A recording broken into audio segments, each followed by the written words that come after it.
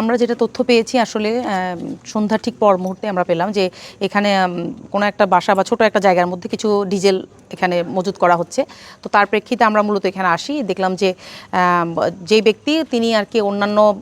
যেমন সার বা অন্যান্য অনেক কিছু বিক্রি করছেন, কিন্তু সেই দোকানেই উনি ছোট করে একটা স্টোরের মতো রেখে সারা বছরই ওনার বক্তব্য অনুযায়ী সারা বছরই উনি এরকম আর কি বিভিন্ন জায়গাতে জ্বালানি তেল এনে বিক্রি করেন।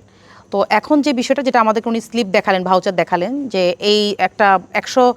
টাকা করে যেটা আর কি বাজারে আমরা দেখছি, কিন্তু উনি 96 টাকার মতো কিনে এনেছেন ডিজেল প্রতি লিটার, 7,000 লিটার মোট প্রায় 5.7 লাখ টাকার মতো একটা ভাউচার তিনি দেখালেন। পদ্মা ডিপোর থেকে তিনি এনেছেন বরিশালে সেই জায়গা থেকে, এবং আমার স্লিপে লেখা আছে এটা যাওয়ার কথা ঝালকাঠিতে।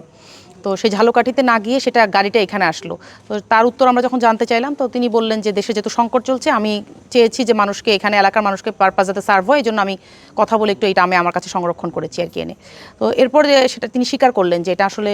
অনুমোদনের বাইরে তিনি নিজের থেকে ব্যক্তিগত উদ্যোগে নিয়েছেন। তো তার প্রেক্ষিতে আমরা যেটা দেখলাম যে যেহেতু অনুমোদনবিহীন এবং এটি অন্য জায়গায় যাওয়ার কথা ছিল,